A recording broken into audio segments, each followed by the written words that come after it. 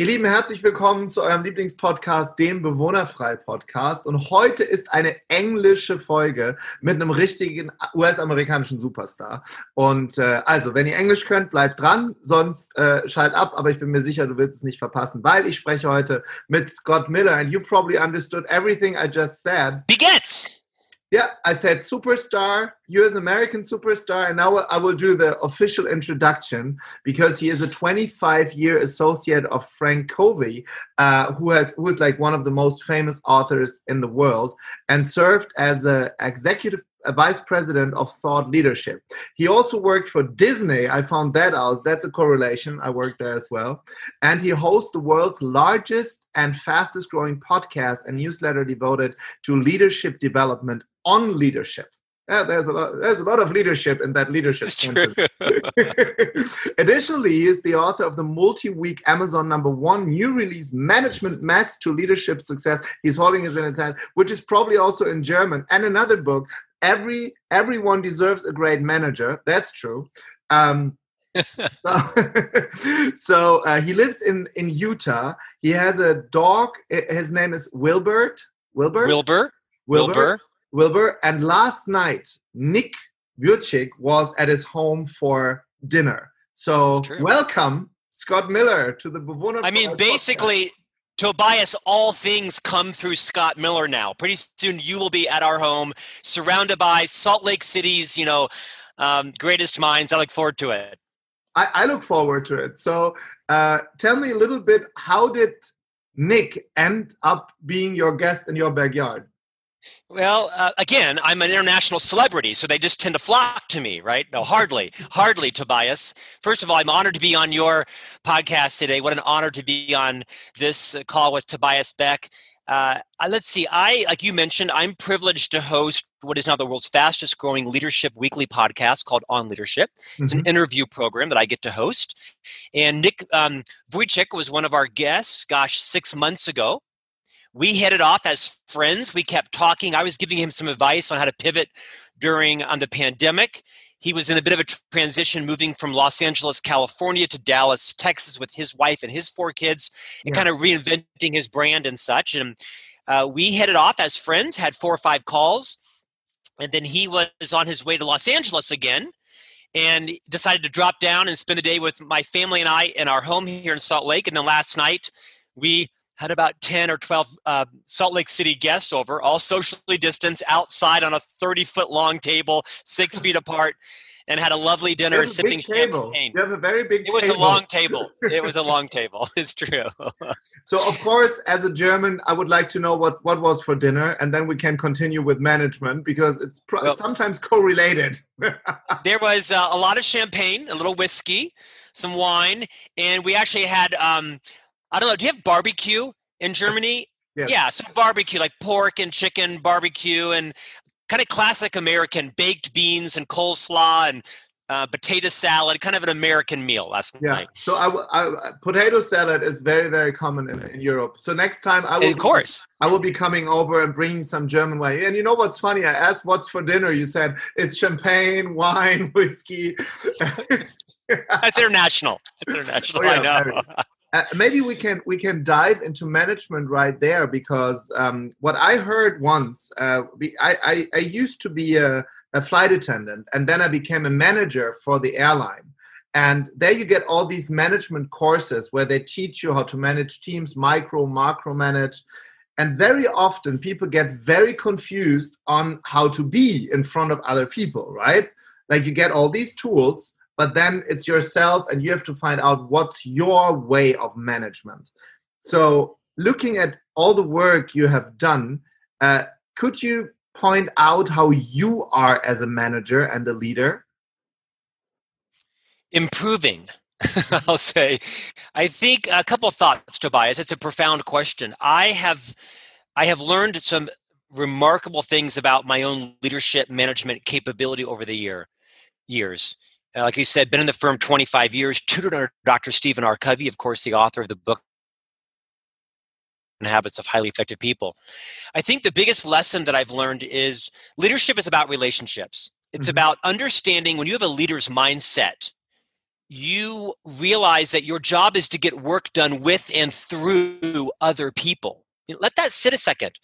As a leader, your job is to get work done with and through other people. Yeah. And when you believe that, when I came to believe that, my entire leadership style changed. I stopped rushing in to save the day. I stopped making my way be the only way. I was less of the genius in the room and more of the genius maker of others.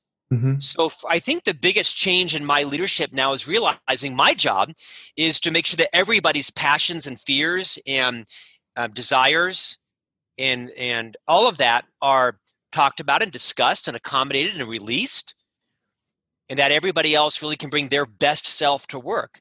That was not my original style. My original style was very control and command. I must be the smartest because I am in charge.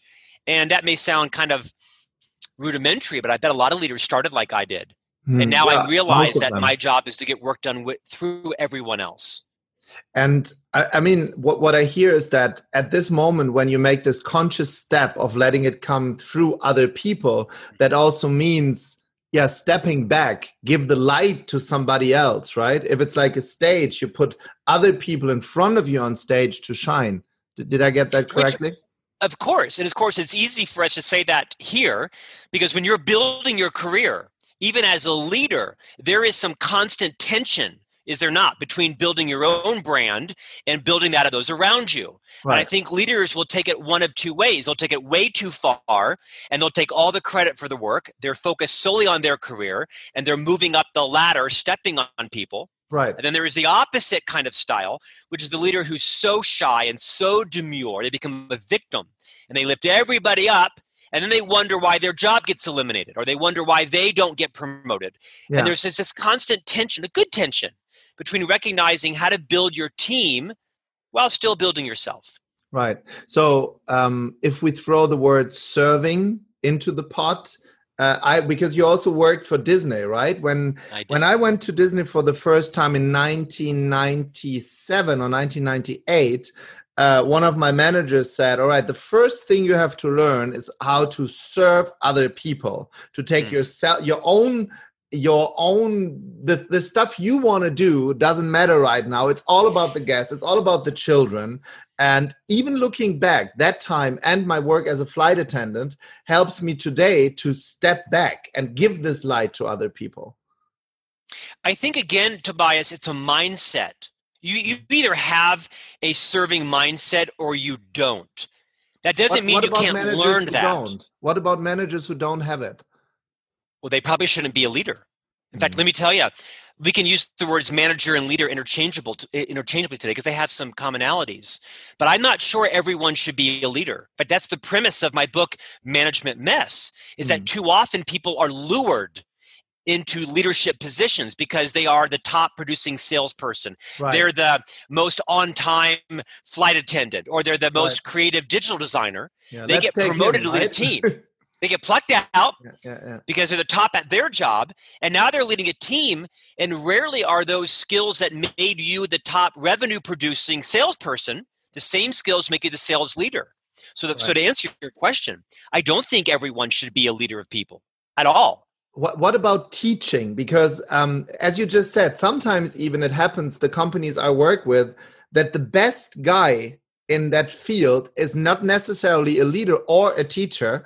And then there are sometimes people who were not the best in what they did, but they're very good in motivating others. And they're also very good in teaching. Because for me, there's a big correlation between teaching and leading. What do you think about that? Again, I think it's a profound thought. Because you are the owner of the company, because you are the founder, because you're the entrepreneur, does not mean you need to be the leader of people. Right. You may be the chief revenue officer, the chief visionary, or chief strategist. I think it's where vulnerability comes in. I think, of the top 4 or 5 leadership competencies that I look for and I teach, self-awareness and vulnerability are the top 2, right? Being comfortable, mature enough, self-aware to say, these are my strengths, these are not my strengths. I could spend time growing my weaknesses, or I could spend time exponentiating my strengths. Right. And so I think self-awareness is so invaluable for leaders to say, where should I spend my time? What are my natural strengths? What should I grow? But are there some areas that are so difficult for me that I shouldn't spend my time on them? I think that the new style of leadership is really around what Wanda Wallace, she wrote a book called You Can't Know It All. She's an American author. She splits her time between, I think, London and New York. Right. She wrote a book called You Can't Know It All. And she describes this idea of being a spanning leader, which is rarely are most leaders now experts in the roles that all their people are in. You can't possibly be an expert in all the jobs. Right. So you have to be comfortable enough to recognize what are the principles behind leading people. And they're the same between surgeons and pilots and construction leaders and digital designers. The principles of leadership are the same. I could be the leader of a team of neurologists. I know nothing about neurology. I know nothing about surgery. I would pass out in the operating room because I'm a pansy. But I know how to lead people. Right.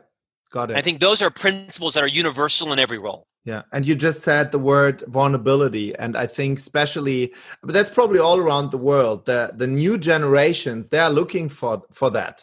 If they come to a leader who's in that old style, as you described it, being having a hard time just connecting with people, the new generation, they just quit.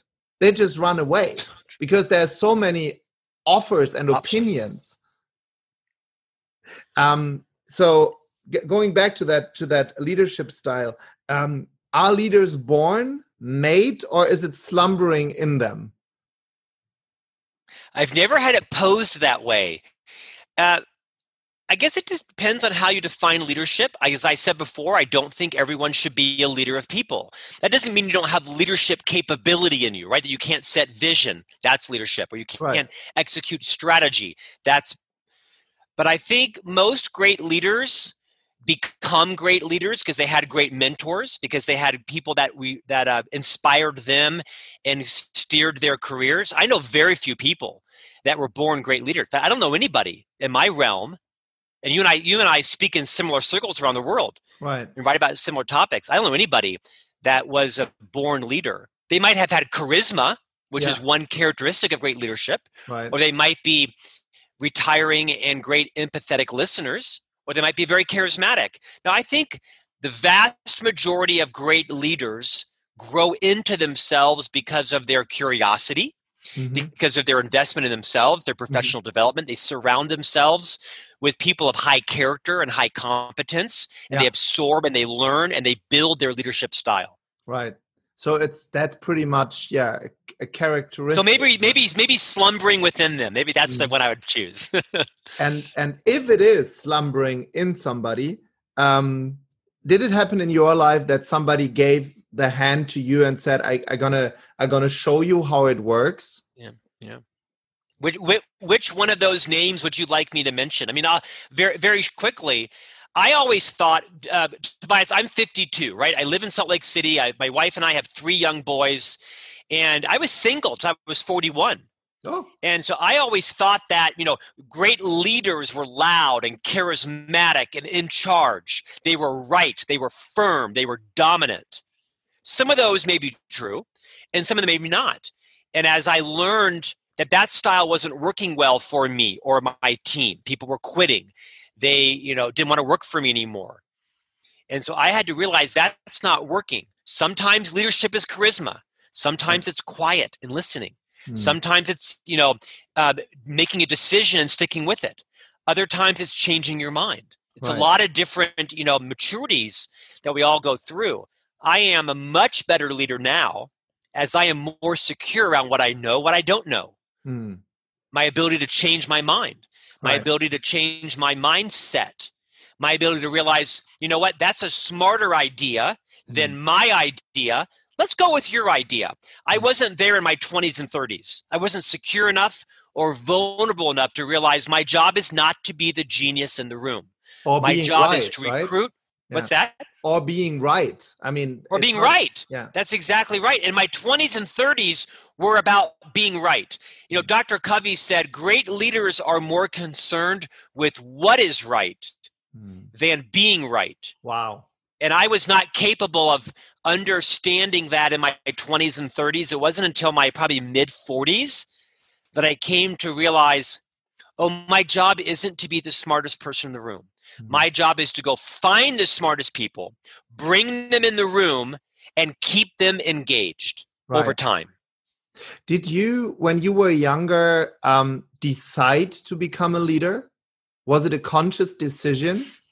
Or was it a desire or a want? Because I see that with many people. Like they don't see the price tag. They want the benefits and all this, you know, but it's I think that's very interesting. I think as a younger leader in my 20s, I equated leadership with power and influence. And I don't know about how it is in Germany, but in the US, most careers, if you don't become a leader of people, there is no upward movement, right? If you want to earn more money, unless you're in sales, if you want to earn more power, more respect, more influence, you have to become a leader of people. So I don't know that I really had an option. If I wanted to grow in my income, I had to take on a leader of people role. Right. So I don't know that it was conscious. I think I wanted to be the leader as opposed to be led by someone else. So for me, it was probably a default decision. Right. And then I just became a leader of people for 25 years. And I'll tell you, Tobias, I'm ready to move out of being a leader of people.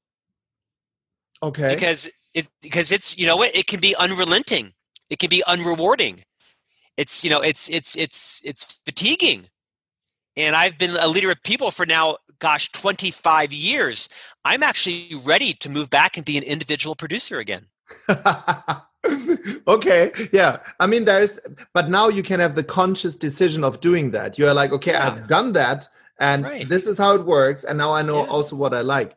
But if I come back to that question where people sometimes don't find themselves, or they don't, let me put it this way. I told you before, when I became a purser for an airline, I got all these courses, all these tools that I should use to lead a certain style of techniques on how I give feedback. And then there was this moment where I'm like, oh, you know what? Fuck it. I just speak how I speak. And that worked. You know, and I think so many people, there's so much advice around this topic, and sometimes they also lose themselves. And then it came to that point where you just said vulnerability. That's exactly what helped me. Sitting next to somebody saying, "I feel you, buddy. You know, I'm sad that you have these problems at home, and now I understand why your service is as it is. Okay, let's do it better from now." Like. You know what I mean by that? It's Tobias, this is why your podcast is so popular, because you are able to synthesize complex ideas into easy, actionable behavior. You're exactly right. The best leaders are these authentic people like yourself that have a lot of wisdom, a lot of knowledge, a lot of tools, but at the end of the day, their intent is pure. Their intent is to help people. Their intent is to serve. And when that's your intent, when your intent is pure, people will judge you by that and will cleave around you. Very well said. What is the most... This is the first podcast where the host dropped the F-bomb. I love this. But you know, in Germany, it's fine. I can say pretty much, but that's the great part about a podcast. I can say whatever I want, you know? It's your podcast. Exactly right. So what do you think is the most difficult issue new managers face now in the modern days with social media and the new generations coming on the market? What's the change? There's a couple of things. I think I said this earlier. Most organizations and leaders mistake this idea that people are their most valuable asset. It's kind of a human resource buzz term. Well, people are our most valuable asset. It's not true. People are not any organization's most valuable asset. It is the relationships between those people. Right. That is your company's competitive advantage. So as a new leader, you have to really own. You might need to make a mindset shift to say, if relationships are our most valuable asset. My job is to nurture and grow and build high trust relationships. Right. Because when you do that, then you can offer high courage feedback. You can redirect someone's behavior. You can coach them in a way that they'll be open to it. So I think with new leaders that perhaps might be transactional people, they might have been raised in a digital world where they're not that adept at relationship building, they have to realize whether it's virtual or whether it's live, it all boils down to your ability to influence other people through your credibility because you have built a high trust relationship with them. And that can't be done overnight. That's done over many conversations, many Zoom calls, many walks around the parking lot, many cups of coffee in the cafeteria. Whatever the situation is, you build trust with people over time by keeping your promises, by listening, by understanding, and then coaching them on, well, here's some options. What do you think, right? So I think the biggest challenge with the younger generation is, like you said before, Tobias, is the average age of someone's tenure now is between 18 months and 36 months at the longest. I've been at FranklinCovey for 25 years. I'm a dinosaur to most of your listeners.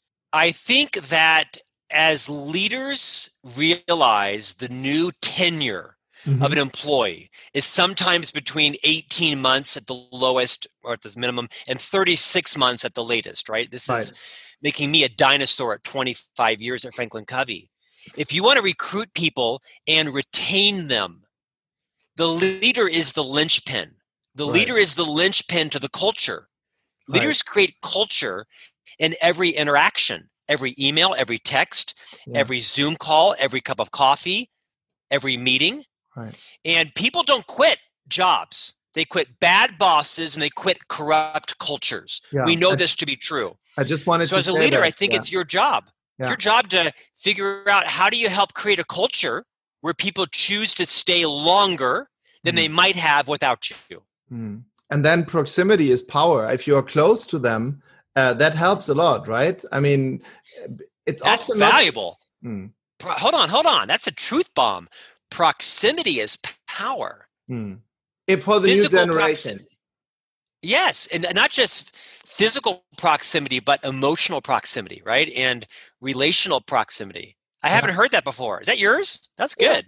I just like translated it in my head from German, but see, my experience is that many companies, also that I work with, huge corporations in Europe, oftentimes they have leaders with a big vision and they have this open heart and they're trying to change.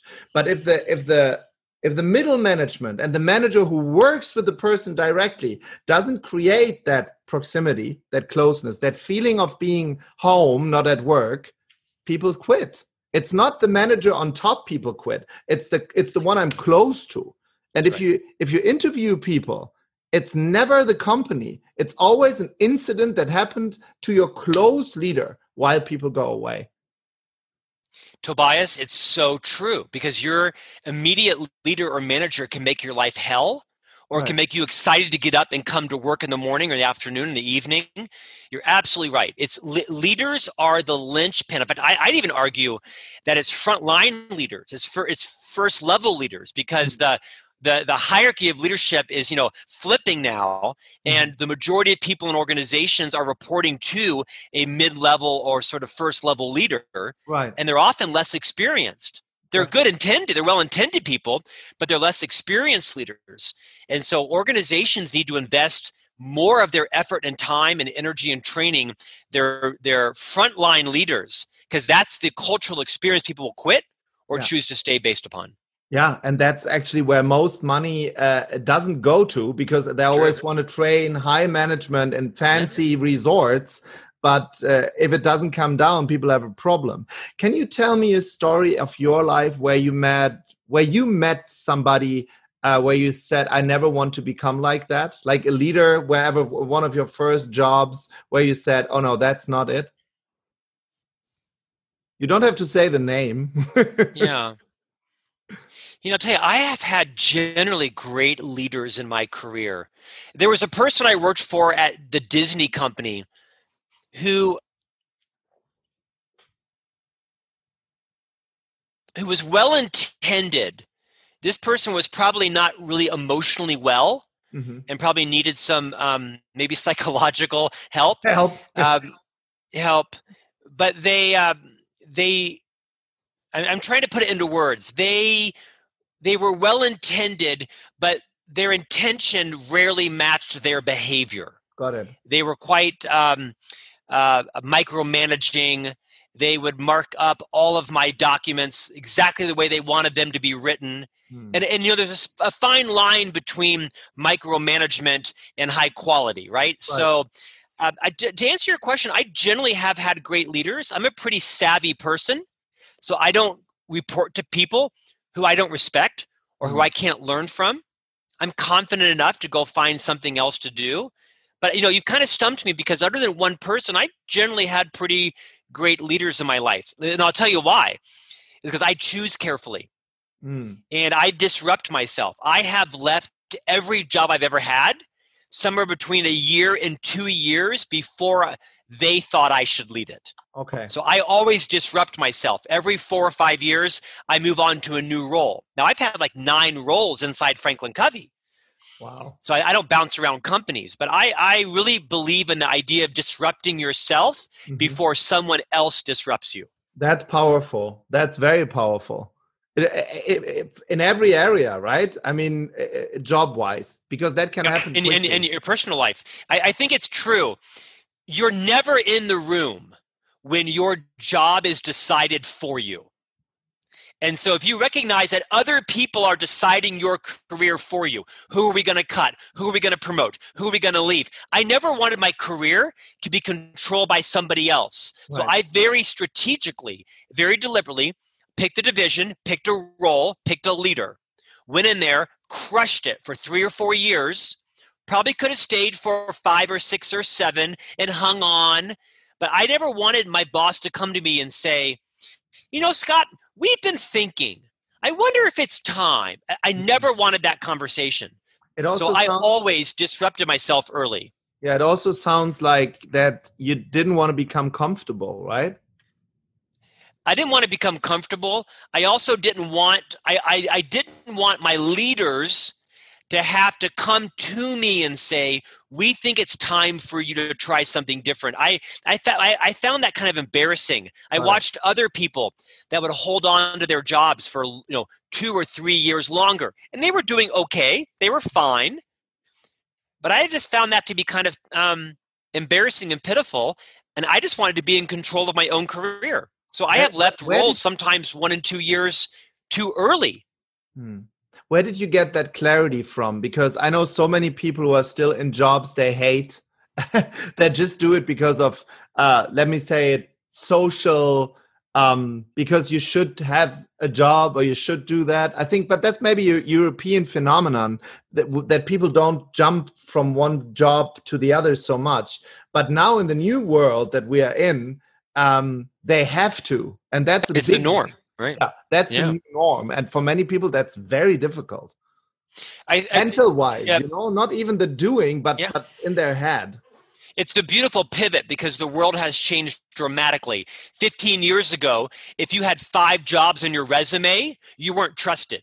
Right. You were, he'll only stay here for 3 years. We don't want to hire you. Now, if someone's been somewhere for 25 years, you think the opposite. You think nobody wanted you. You weren't a risk taker. You didn't learn.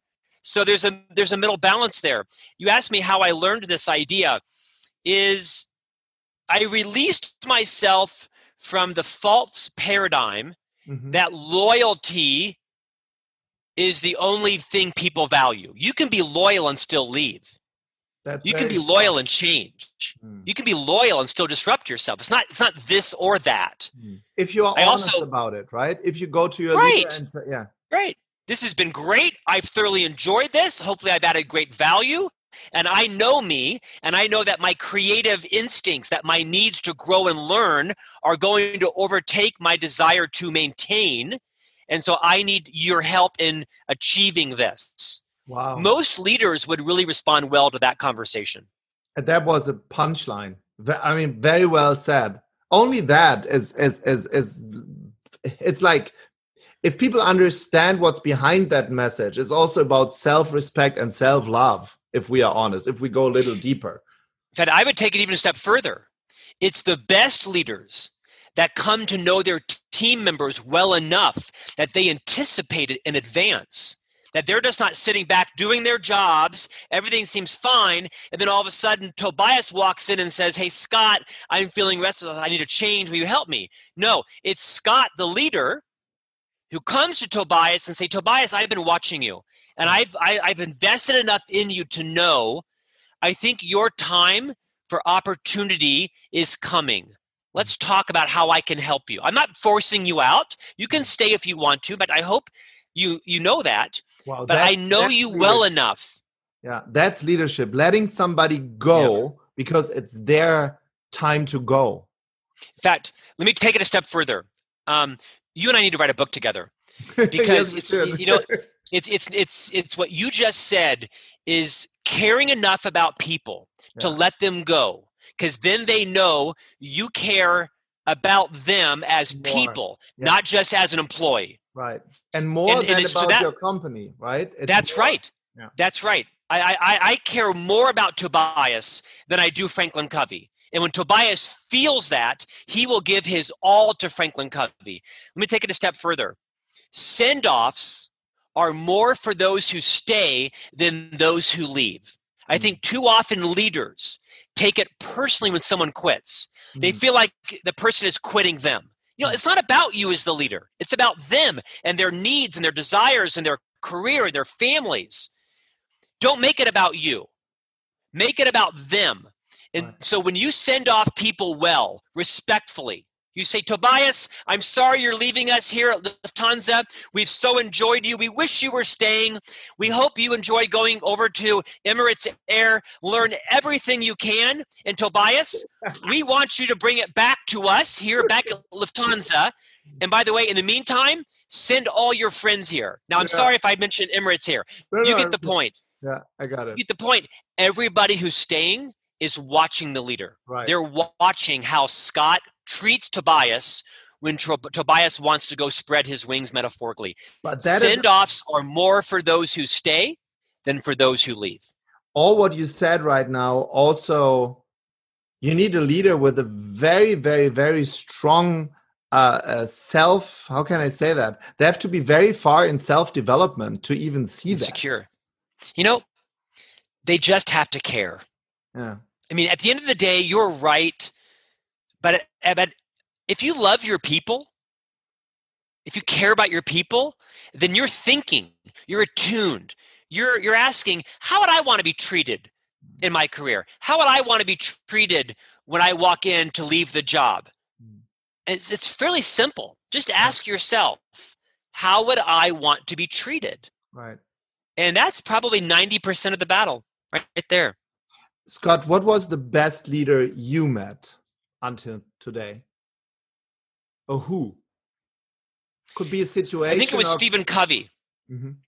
It was Stephen Covey because Stephen Covey wrote the book, The 7 Habits of Highly Effective People. Mm-hmm. It's often misquoted in the press as the 7 Habits of Highly Efficient People. There's a big difference between being efficient and being effective. And I had to learn that the hard way. It was Dr. Covey that taught me that there's a time to be efficient, right? Perhaps on some projects, with your email, your social media, washing your car. And then there's a time to be effective. And that's always with relationships. Right. You cannot be efficient with people. And I think a lot of leaders like me that are very productive people, they podcasts and TV programs and radio programs and projects and books. I'm a very efficient person. Mm-hmm. And I get in trouble when I try to be efficient in my relationships. Got it. So Dr. Covey taught me the difference to when to be effective and when to be efficient. If I read that book a long time ago, if you read it for the first time, it's very easy. Like be proactive, synergize, sharpen the knife. Or how is it in English? Right. The saw. It sounds so easy, but if you think about it longer, or think win-win. I mean, what's the win-win of what we do together? It's not me and you. It's the win-win. when you think deeper about it, I mean, no wonder it became a worldwide bestseller, right? But it's not that 40 easy million copies. Yeah. But I think it's because it sounds so easy, but then you have to dig deeper into it. I think Dr. Covey, really uncovered the principles that govern our lives. He didn't invent them. He uncovered them through his research, named them, numbered them, sequenced them. It's all kind of common knowledge. But as Dr. Covey would say, common knowledge isn't common practice. So to your point, on the surface, it seems easy, but it's not. You have to really genuinely care about others, about yourself. You have to want to have a mentality, a mindset of helping other people. To quote you early on, serving other people. Dr. Covey was, I think, the ultimate servant leader. He always had the spotlight turned onto other people because he really felt like his greatest service was to lift others up and give them a chance to achieve their dreams. He was a master teacher. He was congruent in all the things he did. He was a wonderful man, wonderful teacher, wonderful leader. Which one of the 7 habits was the one you had to chew on the longest for yourself? Well, I'm still chewing on it. Habit 5, which is the habit of listening. I'm a work in progress, my friend. Seek first to understand and then to be understood. This is the listening habit. And it's counterintuitive because as a leader, I've spent most of my career being trained how to be a more powerful speaker, right? How to control the audience and my movement on stage and to solve problems and peel the onion and get to the root cause and persuade and influence and convince. Peel the onion. What's that? Peel the onion. That's a good Peel one. the onion, right? I kind of like, get to the root cause of a problem, right? I mean, how few questions as a leader can I get to the root cause? So like most leaders, I have spent most of my career becoming a persuasive speaker. But speaking is quite selfish. Listening is quite selfless. So my most difficult habit is the listening habit because I'm an interrupter. I talk too much. I don't listen enough. And I need to continue to do a better job of moving off of my time frame, moving off my agenda, moving off my paradigm, and empathically moving on to somebody else's. That's where relationships are made. Right. It's a struggle for me. I love that you show yourself vulnerable now, saying I'm still chewing on it. And I think it starts with self-awareness. If people in their leadership style start being self-aware, even realizing what their weaknesses are and speaking it out loud is a big step for many people. Well said. From a German. Look at that. Hey, the Germans have hearts. These are lovely people. Yeah, we do have some. I remember a situation in a company where pretty much people were looking away when the leader walked through the aisles. And I told him, just speak about something that touches you. And he said, I could never do that. And then Christmas came and he told the story on how the company was founded by his grandfather. And when he told that story, he had this one single moment. There were 1,000 employees in the room who hated him. He had this one moment where he explained what his grandfather said. It was a fashion company. And you could see this tiny little glimpse of a tear. It was not a cry. It was just this. People started trusting him. Wow. Just one sentence. It's still amazing. And it's amazing to me how people become so hard, being the onion.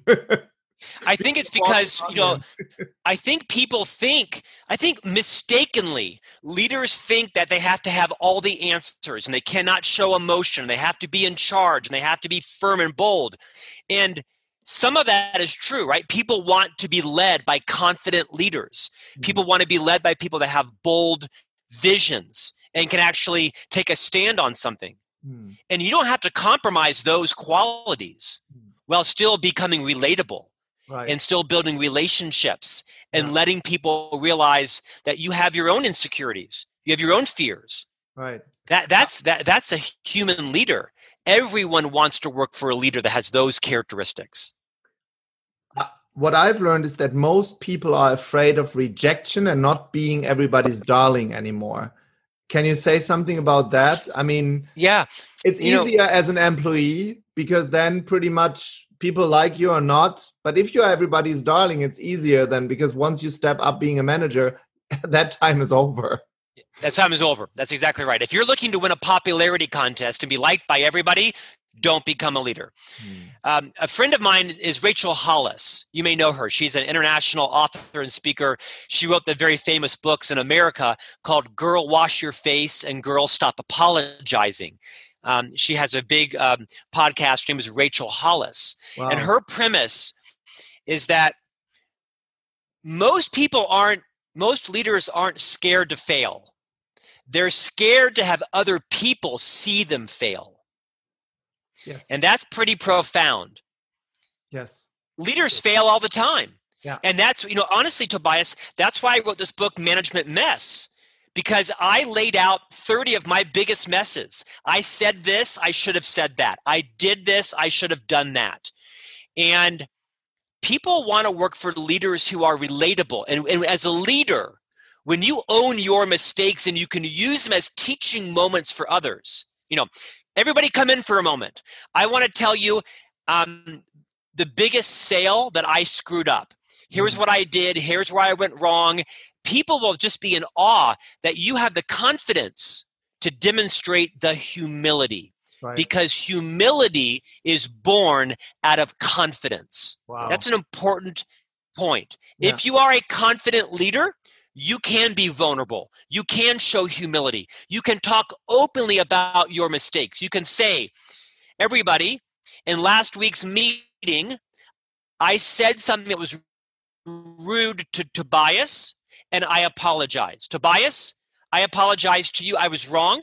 I shouldn't have done it. I'm embarrassed, and I hope you will accept my apology. That's a confident leader. Yeah. No excuses. No excuses.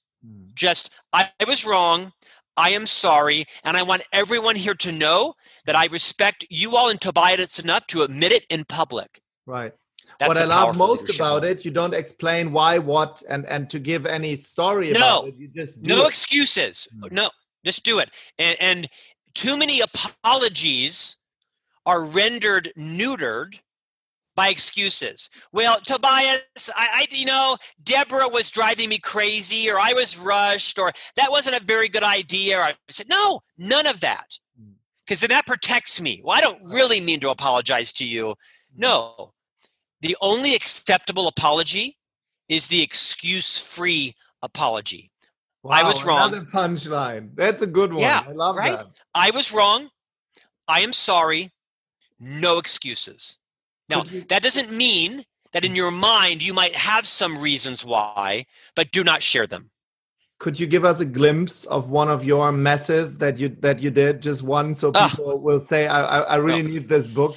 Well, there's 30 of them. Yeah, I can give you one. Early on in my leadership career, I was promoted over my peers. There was about 15 salespeople. I was the top salesperson, so of course I was promoted to be the sales leader.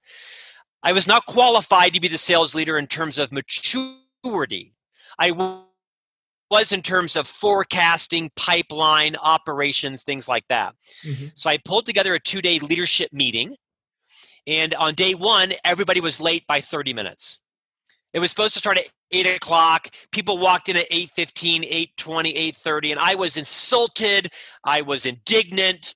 And so that night, I went into the grocery store and bought 15 copies of the local printed newspaper that had all the job ads, the classified ads. Oh I know.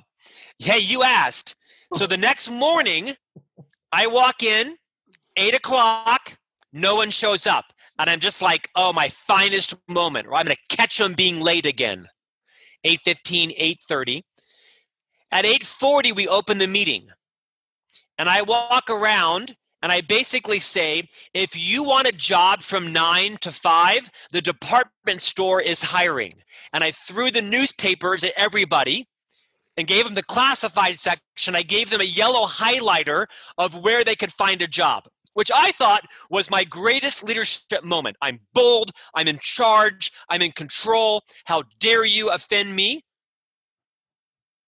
And one by one, they stood up, walked out.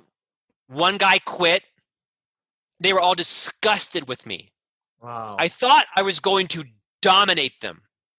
Wow. Now, to this day, we're all friends. The guy didn't quit. They all came to my wedding 9 years later. That's a good sign. Because I don't burn bridges. I'm just a jackass sometimes.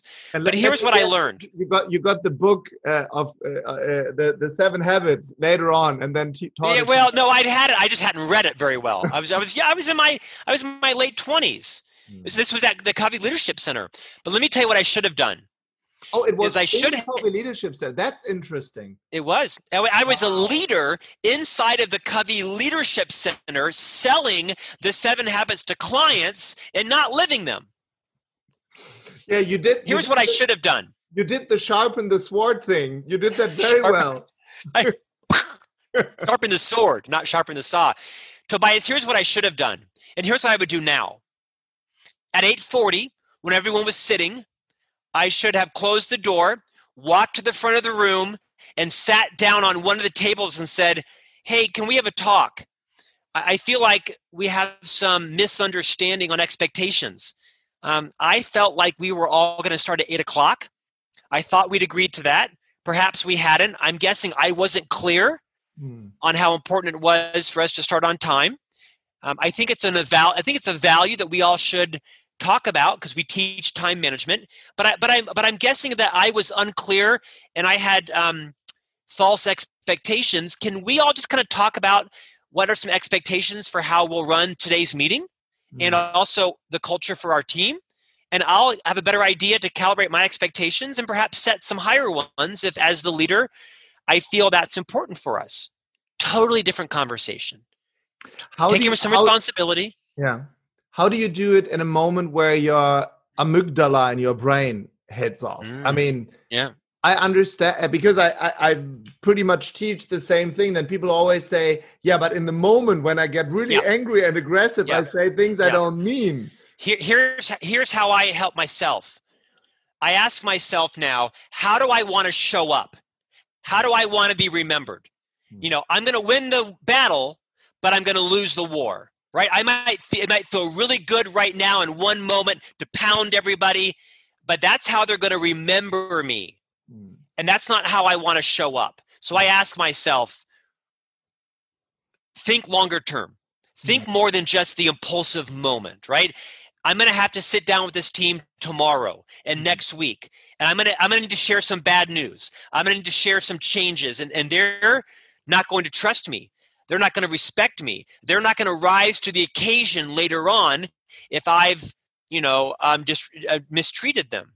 Right. So I have to maybe go for a walk around the block, maybe go get a cup of coffee, cool down a bit, come back in and ask myself, I can win the battle in the short term or I can win the war.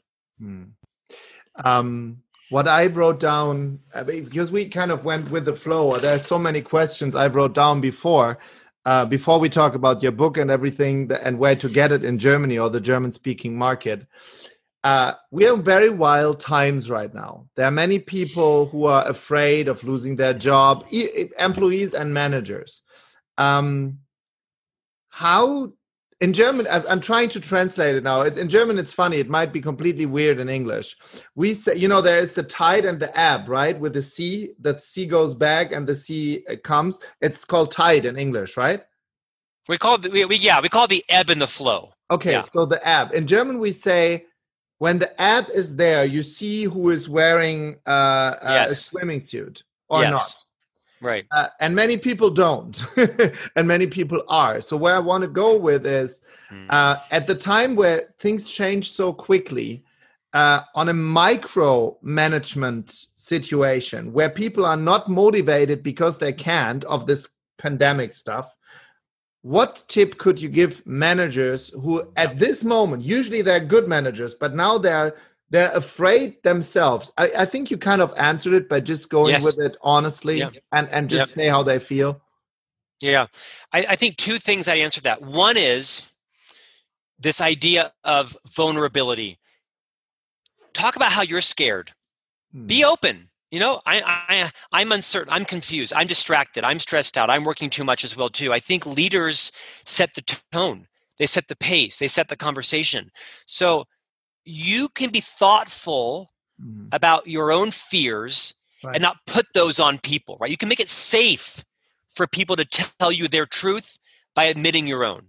Right. So one is every culture might be different, but as a leader, you need to make it safe for people to talk about their fears, their concerns, their distractions, their level of motivation. Make it safe for people. Right. Don't judge them. Don't refute it. Don't shame them. Just create a safe environment, whether it be on Zoom or on a call. The second thing, this is I think really valuable. Don't check in, check on. I don't know if that translates, but people know whether I said it wrong. Don't check on, check in. People know when they're being checked on. Yeah, don't check on them, but check in them, right? Thank you. I said it backwards. Yeah. Don't check on, check in. When you're checking in with someone, you're asking deliberate questions. How are you doing? How are you feeling? What are you struggling with? How can I help you? What's going on? Checking on is when. What are it's a whole different mindset. People know when they're being checked on. Right. Leaders who love their people check in. Got it. Leaders who don't care check on. Very true. And especially, the new generations, all the digital nomads, they need to be led on the long leash. Otherwise, they leave right so away. True. Right. I have a little test for you at the end. Do you know how your book is called in German? And did you practice on how to pronounce it? Oh, no. Failed. I failed it all. Okay. Speak after me, my Scott friend from the US. Willkommen. Willkommen. In deinem. Ersten. Führungsjob. Führungsjob. That's your book in German. Willkommen, I love deinem it. Führungsjob. And I love it. We are in the same. We have the same publisher, Gabal. We do, they're doing an excellent job. They helped me to put my book in 36 different countries, and now yours is in Germany. It has 240 pages of wisdom, and we will put it all in our show notes. And the German word for that is Leseprobe. Gabal gave us a link where you can read a couple of pages for free to check if you like it or not. But after this interview, they're gonna buy it like crazy anyway, and it's in German. Tobias, I'm honored to be on your platform today. The book actually sold in Germany in English for the first year very well. One of the top countries. Ironically, the Philippines, Amsterdam, and Germany were the biggest markets early on, and I'm honored that it's already been translated. Is it for sale now in print in German? Yes, since September 15th. So I'm honored.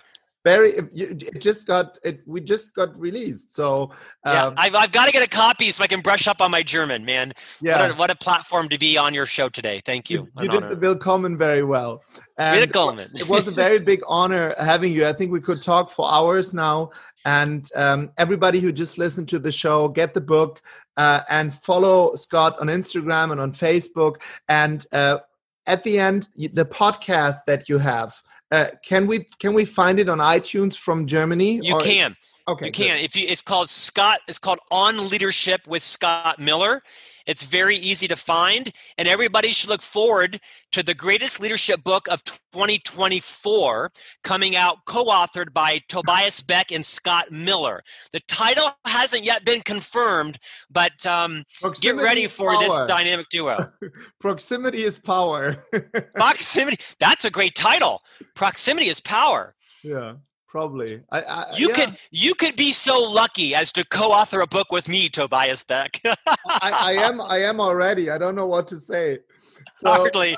Notice I put your name first. My name is second. You did that very well, but I would do exactly the same because we were both trained by Disney and in the service industry. We're servant leaders. That's well said. Well said. All right. Thank you very much for your time. Thank you, my friend.